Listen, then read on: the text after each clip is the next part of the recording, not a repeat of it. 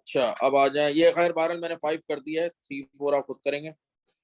और ये आपका वैसे तो टॉपिक फिनिश हो गया है, जरा मैं इसके कुछ क्वेश्चंस और पास्ट पेपर्स कर देता हूँ ताकि आपको एक आइडिया हो जाए छोटा सा।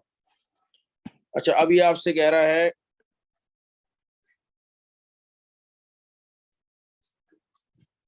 इसके में ना बेसिकली तो क्वेश्चन 1 करते हैं पास्ट पेपर्स का।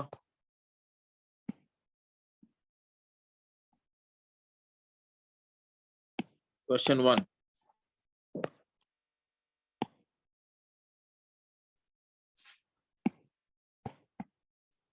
क्वेश्चन 3, क्वेश्चन 4, ठीक है ना। अच्छा question 1 says the function F x दिया हुआ है, x belongs to real numbers, यानी x यहाँ जो डोमेन है for this given function that is all real possible values of x. Find the values of the constant k for which the line is tangent to the curve. Line is tangent to the curve, यानी एक intersection point है। तो पहले तो मैं line और curve को intersect कराऊंगा। ये है y equals to 2x square minus 8x plus 14 और वो है y equals to 12 minus kx. तो if the line is tangent to the curve, then line and tangent is going to intersect at one point. Intersection के लिए मैं simultaneous solve करता हूँ, equate कर दूंगा दोनों को, जैसे कि हमने सीखा था क्वाड्रेटिक्स में।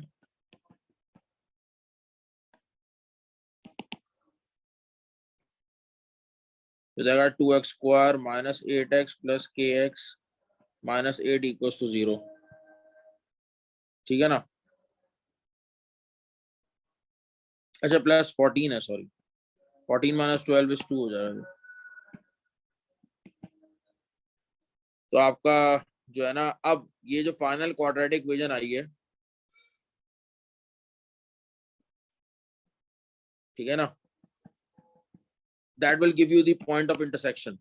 और इस क्वाड्रेटिक इक्वेशन के हवाले से जो इंफॉर्मेशन दी हुई है दैट इज ये जो पॉइंट ऑफ इंटरसेक्शन है वो कितने, एक है, क्योंकि लाइन टेंजेंट है कर्व के। और एक इंटरसेक्शन पॉइंट के लिए इस या एक सॉल्यूशन के लिए इस क्वाड्रेटिक इक्वेशन का डिस्क्रिमिनेंट क्या होना चाहिए, b square minus 4 is equals to 0, a minus 8 whole square minus 4 into 2 into 2 equals to 0, k square minus 16k plus 64, 4 2 8 8 2 16 minus 16 equals to 0, k square minus 16k plus 48 equals to 0. 12 4 k minus 12 k minus 4, तो k equals to क्या आ गया 12 और 4. Is it clear or not, Mr. Umar? Yes. ये आपका a part तो हो गया, part 1 हो गया। Find the values of k आ गया। एक्सप्रेस fx, इसको तो वो करना है, कंप्लीट स्क्वायर फॉर्म में करना है। लो फटाफट कर देते हैं। सबसे पहले एक्स स्क्वायर कोफिशिएंट को 1 बनाएंगे, x square minus 4x, x square और x में से कॉमन ले लिया, प्लस 14 एज इट इज आ गया। अब मैं दो पेयर ऑफ ब्रैकेट्स, दोनों पे square plus 14 as it is आ गया।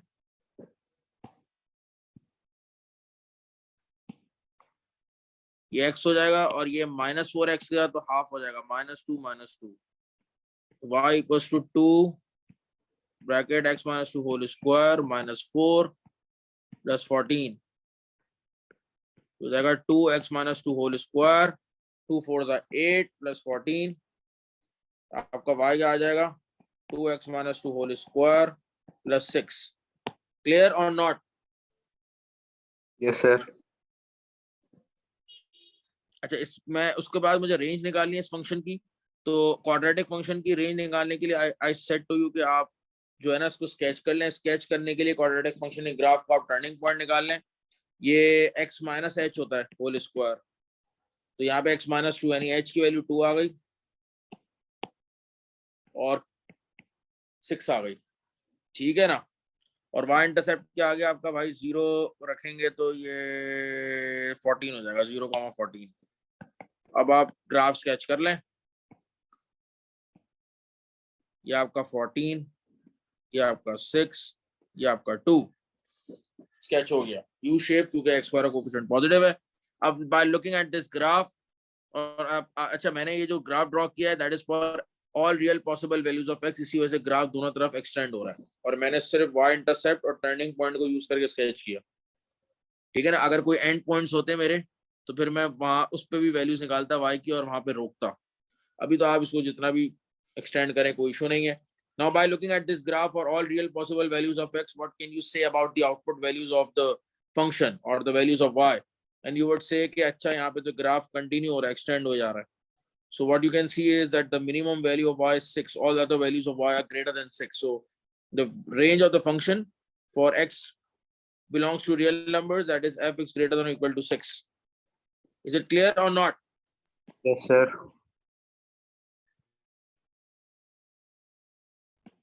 अच्छा, फिर आ जाए आप पार्ट 4 में। पार्ट 4 क्या कह रहा है भाई? पार्ट 4 कह रहा है स्मॉलेस्ट वैल्यू ऑफ ए निकालें।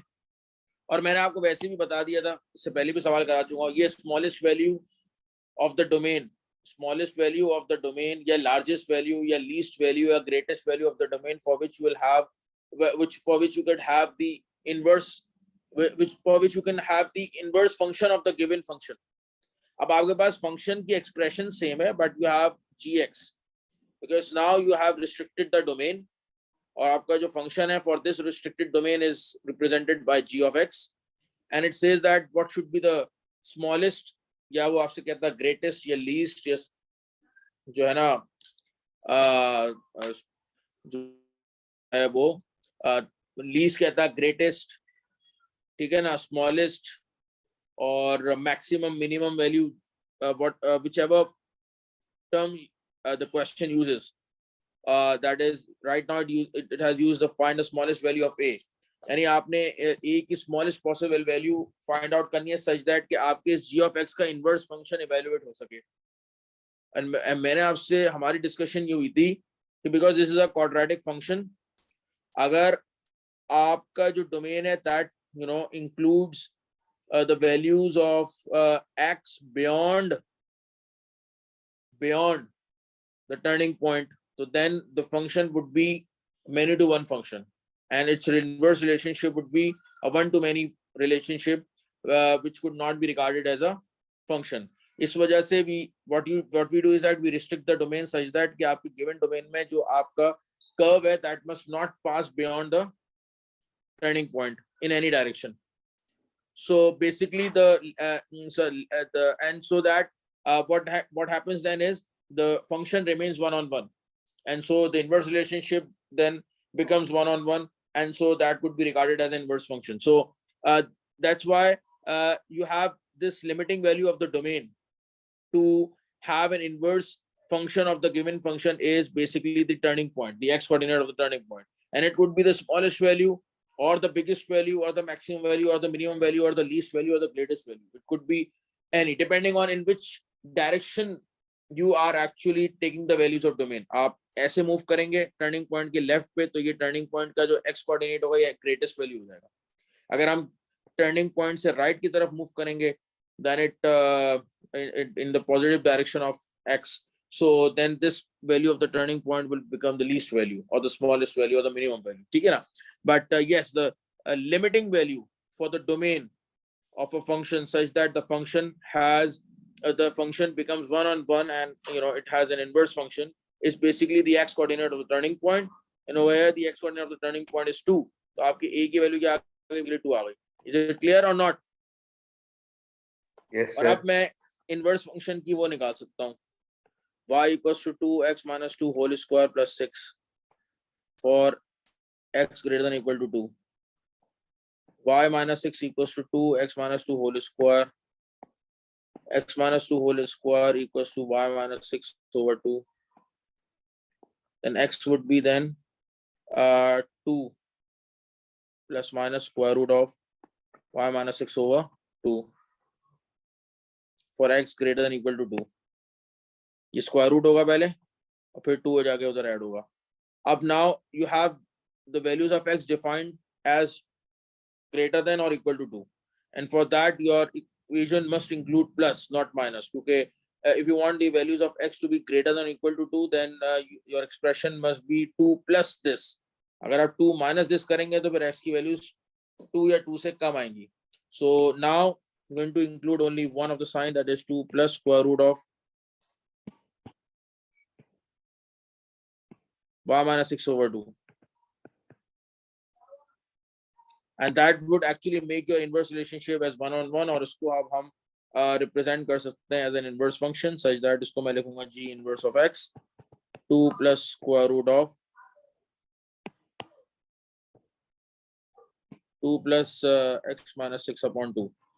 Is it clear or not, Mr. Omar Ali? Sir आपकी आदत होगी अब, हैं? सर आपकी आदत होगी है उमर और अली दोनों का। हाँ, मिस्टर उमर और मिस्टर अली, ये बात सर समझ आ अली गई है, सबको? Yes sir. अली भाई है नहीं, चले उमर भाई हम जब तक नमाज पढ़े भाई।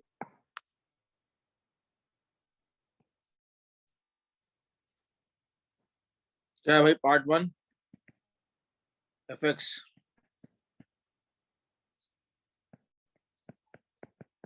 ठीक है ना, और इसको 2 ले लेता हूँ, x square minus 6x, x square coefficient को 1 बना दिया, 2 पेयर ऑफ ब्रैकेट, दोनों पे स्क्वायर, बीच में माइनस, प्लस 7, इधर एक्स आ जाएगा, ये माइनस 6 है तो -3, तो 2 एक्स माइनस 3 होल स्क्वायर, और ये -9 और 2 -9 आ जाएगा इंटू 2 -18 प्लस 7 हो जाएगा -11, ठीक है ना। और ये पार्ट 1 हो गया बस। आपने टर्निंग, अच्छा रेंज निकालनी, क्वाड्रेटिक फंक्शन की रेंज निकालने के लिए better to sketch. Turning point आपका 3, -11 हो जाएगा, और x belongs to real numbers है, तो फिर आप y इंटरसेप्ट भी निकालने स्केच करने के लिए, तो ये हो जाएगा 0,7, x 0 रखते हैं इधर, 0 स्क्वायर 0 इंटू 2 0, -12 इंटू 0 0 प्लस 7 7 आ जाएगा। स्केच कर लें।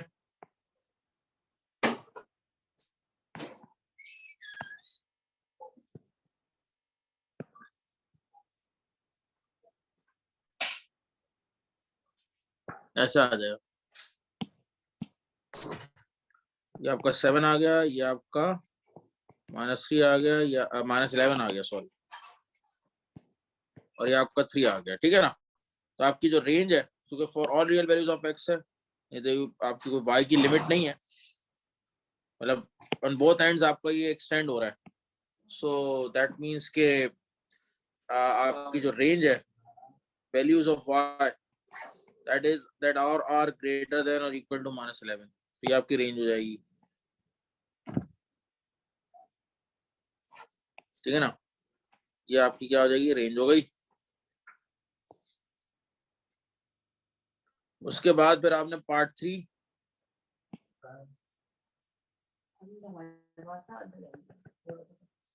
हमने fx लेस देन 21,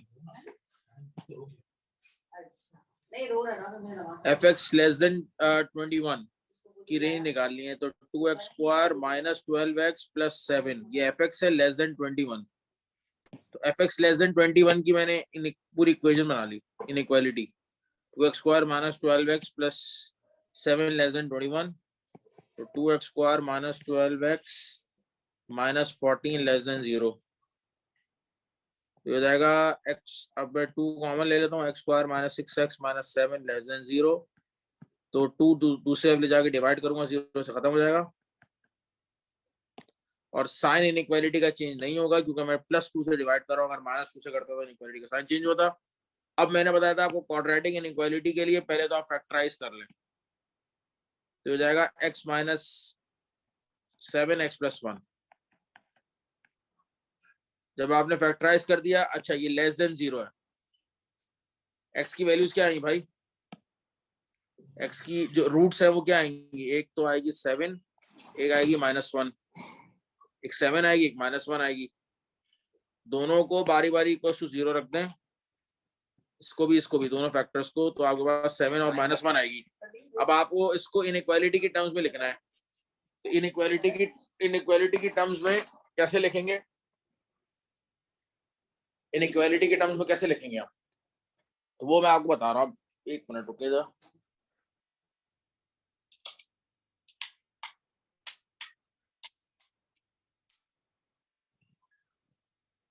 इनइक्वालिटी के टर्म्स में कैसे ले? तो मैंने आपको बताया था जब लेस देन जीरो है, अगर लेस देन जीरो है तो हम लेस देन जीरो के अंदर आपका एक तो ऐसे है ना ग्राफ ऐसे ये बना हुआ है, नहीं ये नहीं बना हुआ। अगर मैं इसको स्केच कर लूं ऐसे बनेगा ना, ये हो जाएगा -1, ये है 7। लेस देन जीरो का मतलब है बिलो दी एक्स एक्सिस जो पार्ट ऑफ द कर्व है वो शेड होगा। और यू शेप इसलिए क्योंकि एक्स स्क्वायर का कोफिशिएंट पॉजिटिव है, यू शेप -1 7 दो रूट्स। लेस देन जीरो का मतलब है वो part of the curve shade होगा जो बिलो एक्स एक्सिस है। तो बिलो एक्स एक्सिस ये जो पार्ट ऑफ द कर्व है इसमें कौन सी वैल्यूज ऑफ एक्स आ रही है? -1 से 7 तक। तो -1 से लेके 7 तक range of values of x आ गया। पार्ट 4 इधर कर देता हूँ।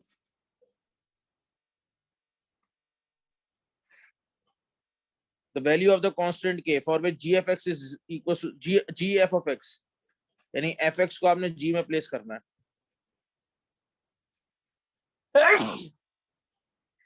fx को जब आप प्लेस करेंगे g में तो हो जाएगा 2x में x की जगह f of x आ जाएगा plus k equals to 0 g of x। तो ये हो जाएगा 4x square -24x plus 14 plus k equals to 0। आप इसकी क्वाड्रेटिक इक्वेशन के हवाले से कह रहे हैं कि इसकी कितनी रूट्स है भाई? 2 इक्वल रूट्स है, यानी इसका b स्क्वायर -4 से क्या होगा? इक्वल्स टू 0 होगा। यानी -24 का whole square -4 into 2 into 14 plus k पूरा आएगा। जी बोले सर 2 इक्वल रूट्स पे बी स्क्वायर -4ac ग्रेटर नहीं होगा 0 से? नहीं नहीं नहीं, टू वो होता है टू रियल एंड डिस्टिंक्ट, अलग अलग हो। इक्वल का मतलब सेम रूट्स है। Okay sir. सेम रूट्स का मतलब है बेसिकली जो है ना, है ही एक। सेम रूट से क्या मतलब है कि है ही एक रूट। अच्छा ओके तो सर। -24 का स्क्वायर इज 576 -4 2 8 14 8। अरे यार इसको कैलकुलेट करना पड़ेगा। 24 इंटू 576 4 इंटू 2 इंटू 14 कितना हो गया? 112 -4 2 8 के इक्वल्स टू 0। 8 के क्या आ जाएगा भाई? 576 -112 464 के क्या आ गया? 58। समझ आई बात? ही नहीं आई?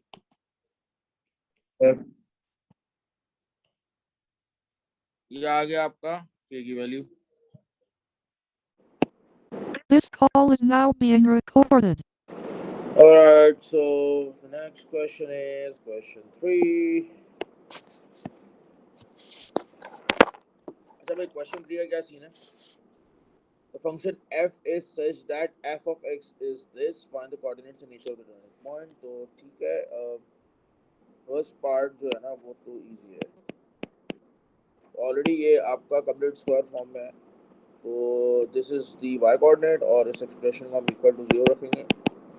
तो x is going to be 2, 8। ये आपके हो गए कोऑर्डिनेट्स और द वर्टेक्स। और स्टेशनरी पॉइंट ट्रेनिंग फॉर्म इसकी जो नेचर है वो आपकी मैक्सिमम है। और मैक्सिमम इसलिए है क्योंकि अगर आप इसको एक्सपेंड करेंगे you can get a negative coefficient of x square. That's why. ठीक हो गई बात? ये तो हो गया। अच्छा फिर पार्ट 2 सेज यू हैव। अच्छा अब यही आपका फंक्शन है जो ऊपर था, but that was initially defined for the domain x belongs to real numbers.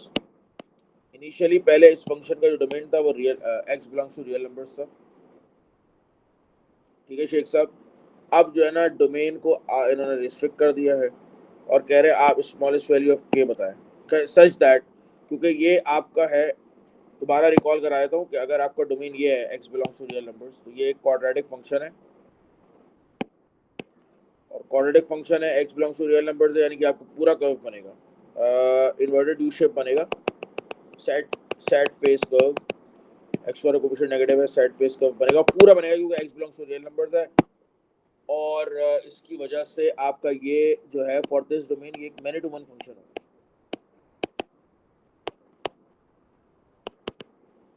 और इन्वर्स होने के लिए जो है रिक्वायरमेंट क्या होती है कि आपका फंक्शन वन ऑन वन,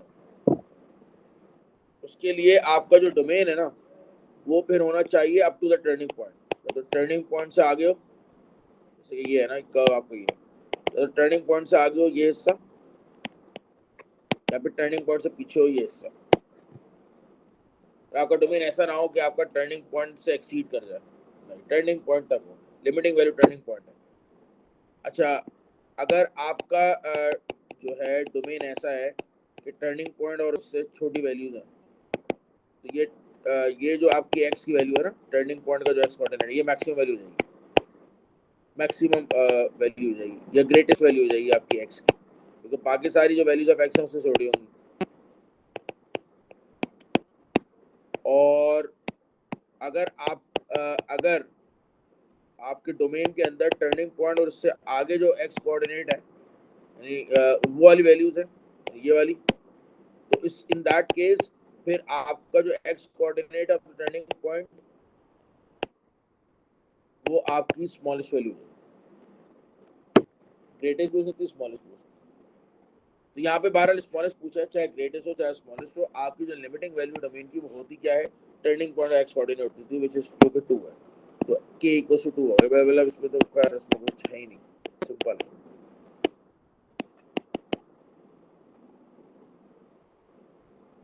अच्छा, अब मैंने इनवर्स फंक्शन निकालना है,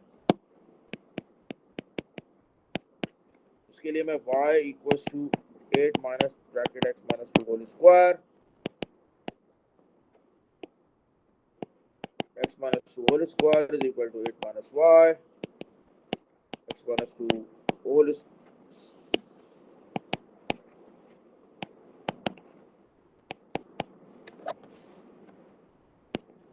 उसके बाद x will be equal to 2 plus minus square root of 8 minus y। अच्छा, लेकिन अभी तो ये यहाँ पे प्लस और माइनस दोनों आ रहा है, टू चूज वन, क्योंकि ये तो एक आपका वन टू मैनी फंक्शन हो जाएगा। over here in the final expression for the inverse function आपका इधर प्लस होना चाहिए माइनस। तो आपका जो डोमेन है वो क्या है भाई, x की जो वैल्यूज है, ये x की वैल्यूज कहाँ से कहाँ तक है, 2 से लेके 4 तक है ना, ऐसे ही है ना, 2 से लेके k की वैल्यू 2 है, 2 से 4 तक है, यानी ये जो x की वैल्यूज है ये 2 से बड़ी है, 2 से 4 तक है, 2 से बड़ी है। तो 2 से बड़ी होने के लिए x की वैल्यूज आप क्या करेंगे, 2 प्लस करेंगे ना, 2 माइनस तो नहीं कर सकते, 2 माइनस करेंगे तो x की वैल्यू 2 से छोटी हो जाएगी।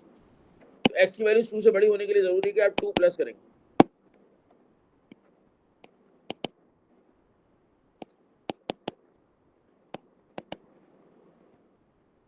ये इनवर्स रिलेशनशिप आ गई, इसमें आप लिख देंगे क्या कहते हैं, g इनवर्स, और in terms of y equals to 2 plus,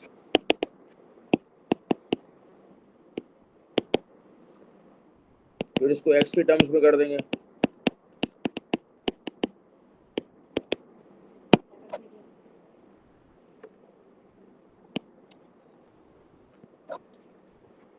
ठीक है।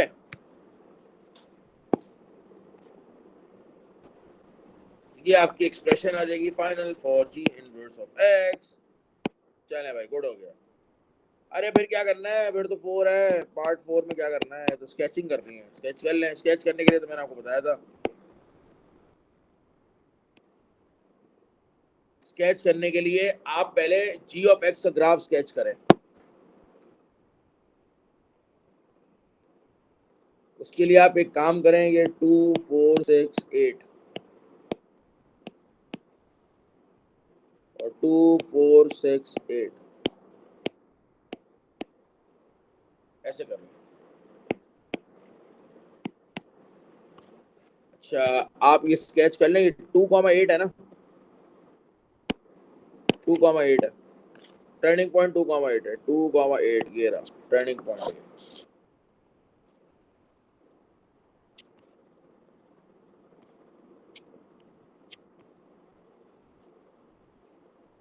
अच्छा, आपको एक पॉइंट और चाहिए। आपका जो है जो ये जो जी ऑफ एक्स का ग्राफ है, ये स्टार्ट ही 2 से हो रहा है।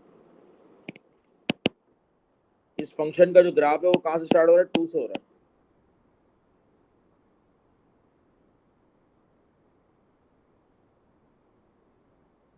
x इक्वल टू 2 से हो रहा है। x इक्वल टू 2 से हो रहा है, और x equal to 2 basically x coordinate turning point है।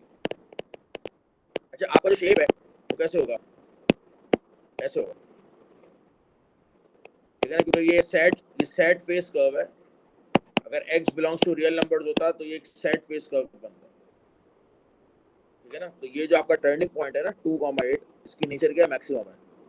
उसके लिए शेप क्या होगा? कर्व का ऐसे होगा। पीछे वाला नहीं लेंगे, ये वाला लेंगे, आगे वाला। क्यों? क्योंकि ये आपका जो है ना, इस टर्निंग पॉइंट का एक्स कोऑर्डिनेट 2 है और ये 2 से 4 तक जा रहा है डोमेन।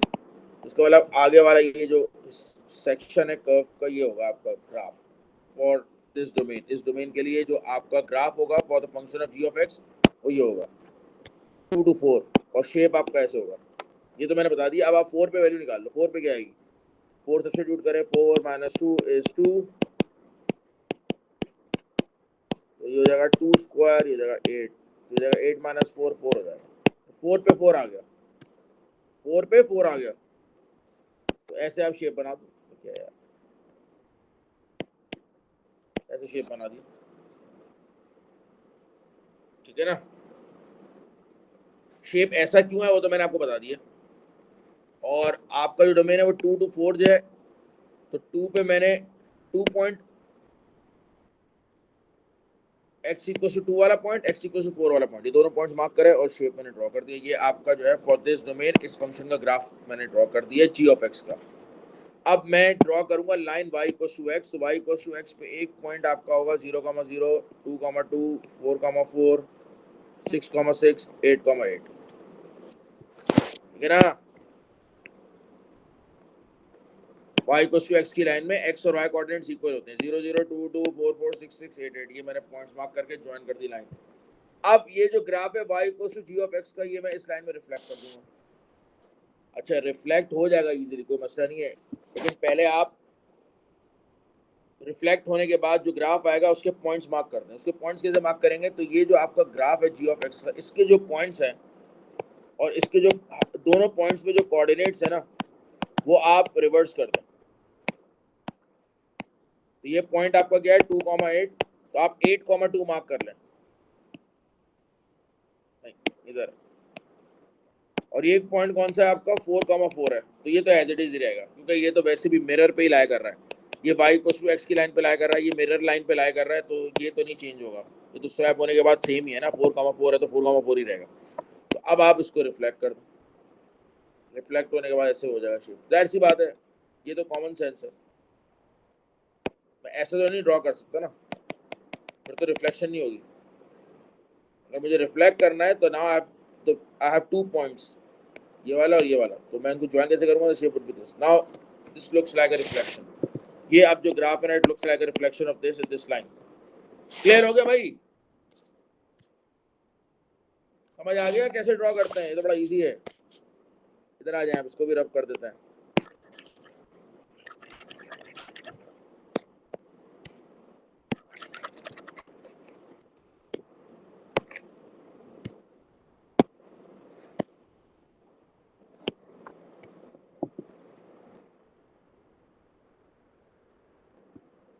अच्छा, एक मिनट रुकिएगा जरा।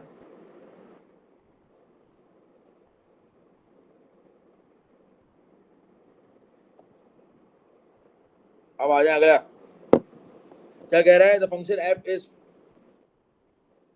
आपका जो फंक्शन एफ है वो ये है, इसका डोमेन ये है,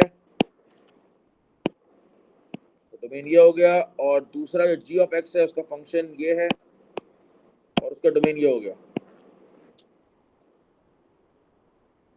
कह रहा है find the greatest value of A and the least value of B which will permit the formation of the composite function GF. यानी ए और बी की आपने वैल्यूज बतानी है सच दैट कि आपका जो फंक्शन है जी ऑफ एफ वो फॉर्म हो जाए। तो उसके लिए जरूरी है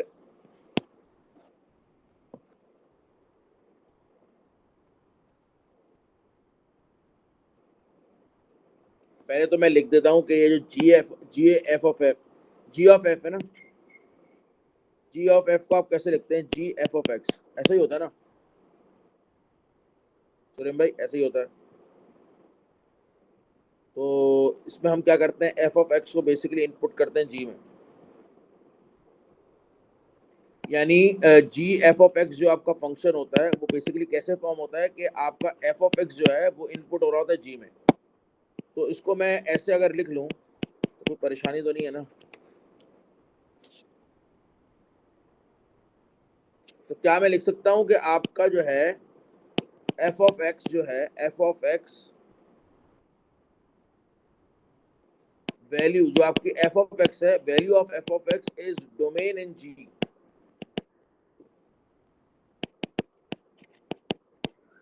यानी आपकी एफ ऑफ एक्स की जो वैल्यूज है, एफ ऑफ एक्स की वैल्यूज है वो इनपुट हो रही है जी में। अच्छा, इनपुट वैल्यूज को क्या कहते हैं, डोमेन कहते हैं। तो क्या मैं कह सकता हूँ जो एफ ऑफ एक्स की वैल्यूज है बेसिकली वो डोमेन में आपकी as a f of x की जो वैल्यूज है वो जी में एज अ डोमेन एक्ट कर रही हैं, जी के लिए एज अ डोमेन एक्ट कर रही हैं।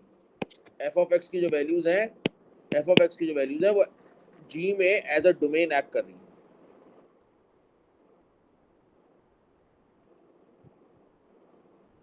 ठीक है ना, value of f of x is domain in g of x. अच्छा, अब मुझे बताएं कि क्या अब जो values of f of x हैं, यानी किसी भी फंक्शन की जो वैल्यूज होती हैं, क्या मैं कह सकता हूँ उसे हम रेंज कहते हैं। यानी यहाँ जो आपकी जी के अंदर वैल्यूज डोमेन बन रही हैं, इनपुट बन रही हैं, वो एफ ऑफ एक्स की वैल्यूज हैं, और एफ ऑफ एक्स की वैल्यूज क्या कहलाती हैं, रेंज कहलाएगी ना, range of f of x. तो range of f of x is equal to domain of g of x. ठीक है ना, ये मैंने एक मैथमेटिकल इक्वेशन बना ली इन वर्ड्स। ठीक है,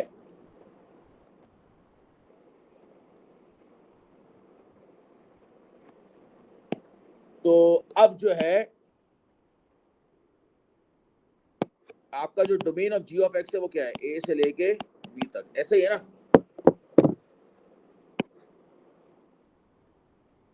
वैल्यू ऑफ जो भी आपकी एफ ऑफ एक्स की वैल्यूज है वो इनपुट बन रही है जी के अंदर, यानी इस फंक्शन में वो हो क्या रहा है कि एफ ऑफ एक्स की जो वैल्यूज हैं वो डोमेन बन रही है जी में, और एफ ऑफ एक्स की वैल्यूज कहलाती है range of f of x. तो range of f of x जो है वो बेसिकली बन रही है domain of g of x. Domain of g of x already दिया हुआ है ए टू बी। तो अगर मैं ए और बी की वैल्यू मुझे निकालनी है तो इसका मतलब मैं range of f of x निकाल लेता हूँ, मैं range of f of x निकाल लेता हूँ।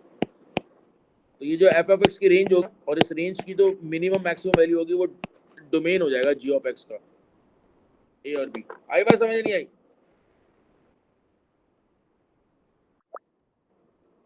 हाँ, होशियार हो गए हो।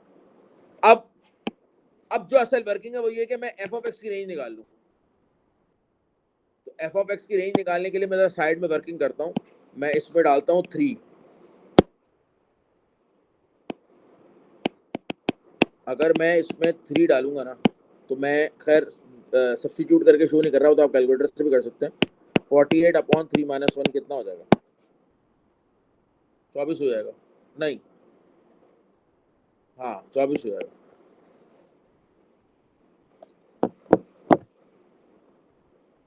अगर मैं 4 डालूंगा, 4 - 1 3, 48/3 हो जाएगा 16।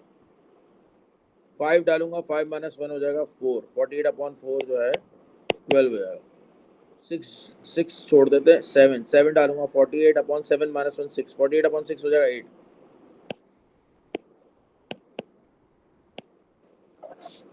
तो इसका मतलब एफ ऑफ एक्स की जो वैल्यूज हैं, एफ ऑफ एक्स का डोमेन क्या है 3 to 7 ना, तो एफ ऑफ एक्स की रेंज क्या आ रही है फिर 24 to 8, यानी 8 इसकी स्मॉलेस्ट वैल्यू है और 24 इसकी बिगेस्ट वैल्यू। तो इसका मतलब ए की वैल्यू क्या आ गई, 8 आ गई, और बी की वैल्यू क्या आ गई, 24 आ गई। ये बात समझ आ गई या नहीं आई? ओ भाई होशियार आदमी हो यार तुम, समझ आ गई तुम्हारे, है ना शेख साहब, समझ आई या नहीं आई?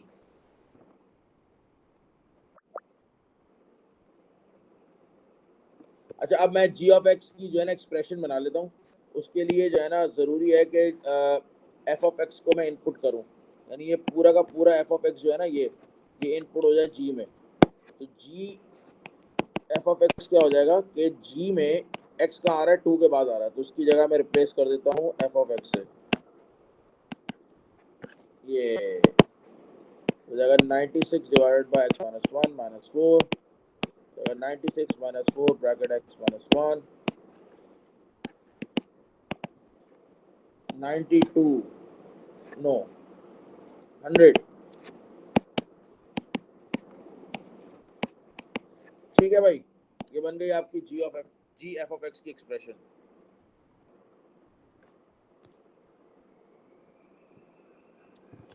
अच्छा, अब ये कह रहा है, ये देखो, ये कह रहा है ये जो जी एफ वाला फंक्शन बनाया ना, इस पूरे का इनवर्स निकाल दो। ये एफ इनवर्स नहीं है, ये जी एफ के बाहर इनवर्स लिखा हुआ है। इसका मतलब जो जी एफ फंक्शन आपने ऊपर फॉर्म किया, उसका इनवर्स फंक्शन फाइंड आउट करके बता दो, उसकी एक्सप्रेशन। उसके लिए मैं पहले जी एफ वाला जो फंक्शन है उसको मैं रिप्लेस करूंगा y से, 100 minus 4x over divide by x minus 1, cross में मल्टीप्लाई करेंगे x y minus y, y को x माइनस 1 से किया, x minus y equals to 100 minus 4x। x वाले टर्म्स एक तरफ रखते हैं और दूसरी तरफ ले जाते हैं y प्लस 100, x कॉमन लेते हैं, y plus 4 equals to y plus 100, x will be equal to y plus 100 divided by 4, y plus 4। फिर आपका हो जाएगा जी एफ फंक्शन, इसका इनवर्स जो है उसकी वो हम लिखेंगे इन टर्म्स ऑफ y। क्या आ रहा है भाई, y plus 100 divided by y plus 4। फिर इसको इवेंचुअली ये जो आपका जी एफ इनवर्स फंक्शन है, इसको हम इन टर्म्स ऑफ x रिप्लेस कर देंगे, तो x plus 100 upon x plus 4 आ जाएगा। ये बात समझ आ गई या नहीं है, जल्दी से बताएं, क्लियर हो गई?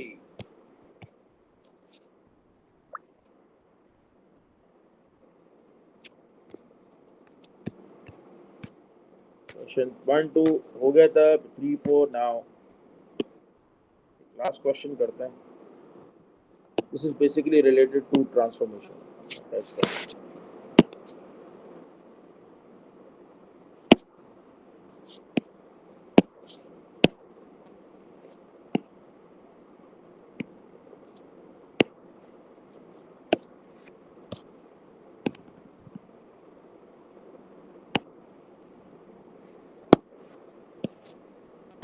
क्वेश्चन 5,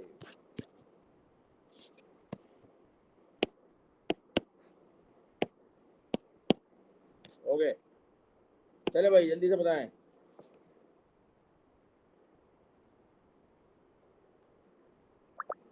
क्या होगा?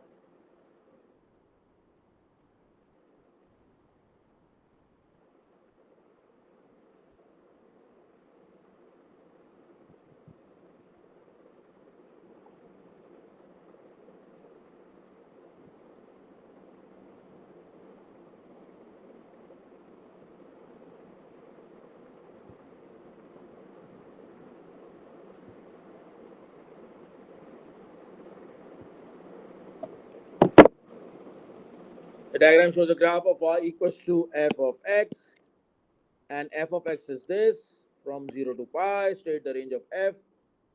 अच्छा ये बात है, ठीक है ना।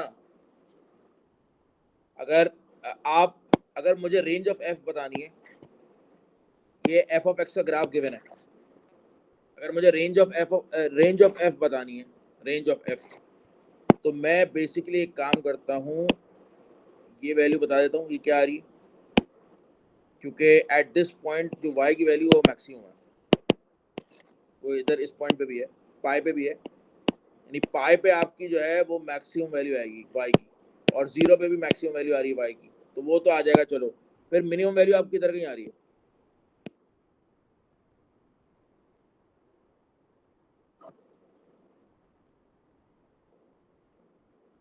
ठीक है।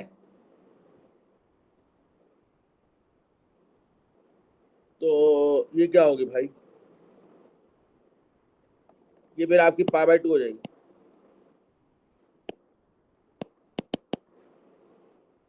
यानी ये 180 है, ये 90 हो जाएगी, और ये आपकी जो है क्या कहते हैं, ठीक है। पाई बाय 2 पे you will have minimum value, pi by 2 पे मिनिमम वैल्यू होगी और 0 और पाई पे आपकी मैक्सिमम वैल्यू होगी y की। तो मुझे मिनिमम वैल्यू मुझे मैक्सिमम वैल्यू पहले निकाल लेते हैं। अब मैक्सिमम वैल्यू के लिए या तो आप 0 सब्स्टिट्यूट कर दें इधर, x को रिप्लेस कर दें 0 से, या फिर आप x को रिप्लेस कर दें पाई से, बात एक ही है। या तो आप x को रिप्लेस कर दें पाई से या फिर 0 से, बात एक ही है। In for either value of x you going to get the maximum value of the function. चले मैं 0 सब्स्टिट्यूट कर देता हूँ। f of x is equal to 3/2 cos 2 times 0 plus half. तो 2 times 0 is 0, cos 0 is 1, 1 times 3/2 is 3/2 plus half is actually equal to 2. ये 2 आ गई। और f of x की मिनिमम वैल्यू के लिए मैं x की जगह रिप्लेस कर देता हूँ पाई बाय 2 से।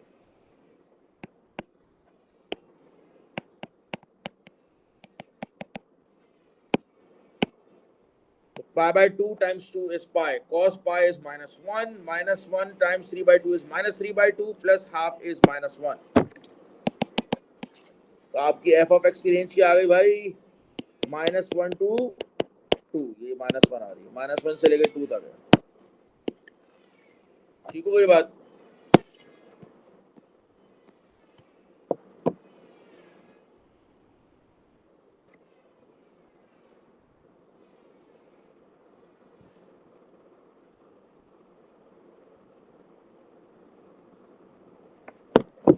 A function g is such that gx is equal to f of x plus k. The x-axis, क्या कह रहा है? The x-axis is a tangent to the curve.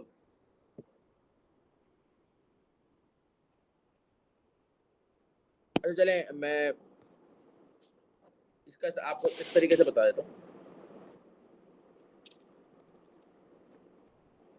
कि अब सुने मेरी बात। अभी आप देखें ये जो फंक्शन है f of x, ये f of x है, ये f of x है, और f of x का जो ग्राफ है आप देख सकते हैं इसके x इंटरसेप्ट है। कितने x इंटरसेप्ट है भाई? 2 x इंटरसेप्ट है। यानी कि ये आपका जो है कर्व x एक्सिस को क्रॉस कर रहा है, यहां से भी क्रॉस कर रहा है, यहां से भी क्रॉस कर रहा है। अब हुआ ये है कि आपका जो फंक्शन है वो ट्रांसफॉर्म हो गया। ट्रांसफॉर्म होने के बाद वो f of x से कन्वर्ट हो गया g of x में। और g of x का जो ग्राफ है ना, अच्छा g of x में कैसे कन्वर्ट हुआ वो ट्रांसफॉर्मेशन यहाँ पे दी हुई है कि f of x में प्लस k हुआ। प्लस k का क्या मतलब है भाई? कि आपकी जो है ना ट्रांसलेशन हुई है और ये बाहर कांस्टेंट ऐड हो रहा है, यानी जो f of x original function है उसके बाहर कांस्टेंट ऐड हो रहा है। तो ये बेसिकली ट्रांसलेशन है अलोंग y एक्सिस। अब ये जो ट्रांसलेशन है अलोंग y एक्सिस, ये ऊपर भी हो सकती है अलोंग द y एक्सिस, ये नीचे की तरफ भी हो सकती है अलोंग y एक्सिस। बहरहाल अब ऊपर है या नीचे है उसके लिए इन्होंने आप अब बताया है कि ट्रांसफॉर्मेशन के बाद जो आपका रिजल्टिंग फंक्शन है g ऑफ x, उसका ग्राफ कैसा है? उसका ग्राफ ऐसा है कि अब ये जो x एक्सिस है ना, ये आपकी now this has become tangent to the graph. ये जो x एक्सिस है this has now become tangent to the curve. और टेंजेंट टू द कर्व होने के लिए फिर क्या होगा कि आपका ये जो ग्राफ है अभी ऑफ f ऑफ x जो कि क्रॉस कर रहा था x एक्सिस को, अब ट्रांसफॉर्म होने के बाद g ऑफ x का जो ग्राफ होगा वो बेसिकली क्रॉस नहीं कर रहा होगा, वो बेसिकली ऐसा हो जाएगा, ये लाइक दिस। समझ आई बात? नहीं आई? अब आई ऐसे।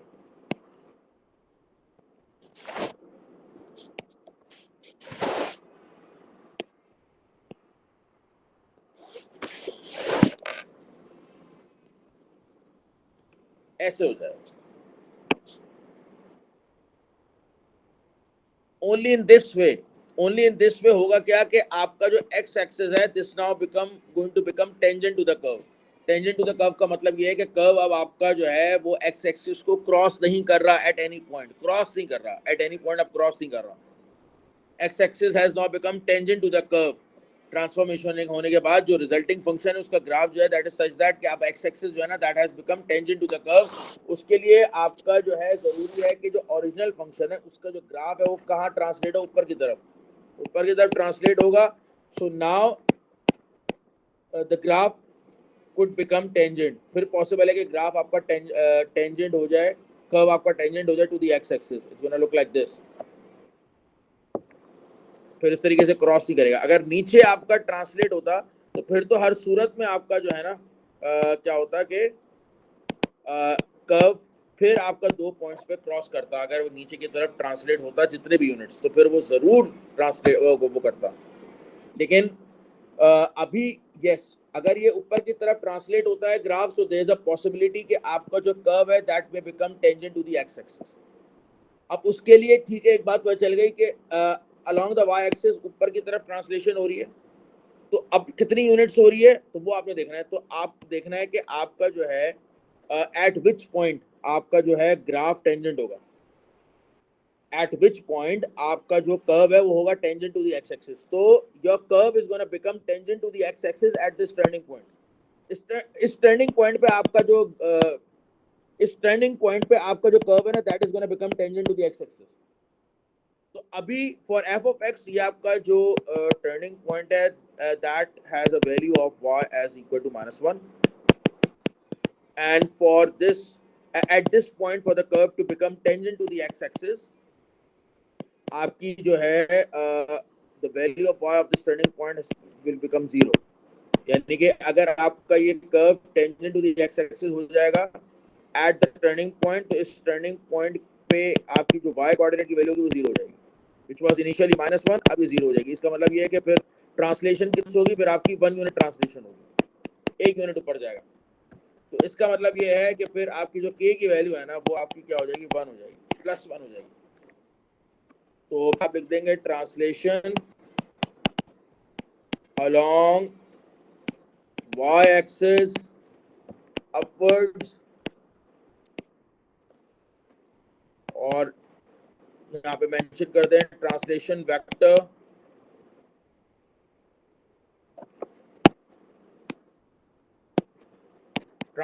वेक्टर आपका जो है वो 0 1 हो जाएगा. ये बात समझ आ गई या नहीं आई? अरे भाई जल्दी बता दो, समझ आ गई बच्चों? क्या बात. अच्छा चले अब आखिरी एक part C. State the equation of the curve which is reflection of y equals to f of x. यानी आपका ये जो फंक्शन है f ऑफ x, इसको हमने रिफ्लेक्ट करना है इन द x एक्सिस, ठीक है ना. और अगर हम x एक्सिस में रिफ्लेक्ट करते हैं तो हमने सीखा था कि हम पूरी इक्वेशन को x एक्सिस में जब भी रिफ्लेक्ट करेंगे, पूरी इक्वेशन को आपका f ऑफ x जो है, जब आप रिफ्लेक्शन करेंगे इन x एक्सिस तो आपका f of x is going to get converted into negative of f of x. पूरा फंक्शन आपका नेगेटिव से मल्टीप्लाई हो जाएगा. सो आपका जो है वो y will be equal to then क्या हो जाएगा भाई, अगर मैं पूरे f ऑफ x को नेगेटिव से मल्टीप्लाई कर दूंगा तो इस जगह -3/2 cos 2x -3/2 cos 2x -half. ये बात समझ आ गई या नहीं आई? बस और कुछ भी नहीं है. That's it. ये 1 मार्क का था, आपका ये हो गया. सो बेसिकली मैंने 5 क्वेश्चंस जो हैं वो पास्ट पेपर से डिस्कस किए हैं ऑफ दिस टॉपिक, जिसमें हमने जो भी कॉन्सेप्ट्स इस टॉपिक में कवर किए हैं वो सारे इन 5 टॉपिक्स में कवर अप हो रहे हैं. And now we are officially done with this topic. Alright.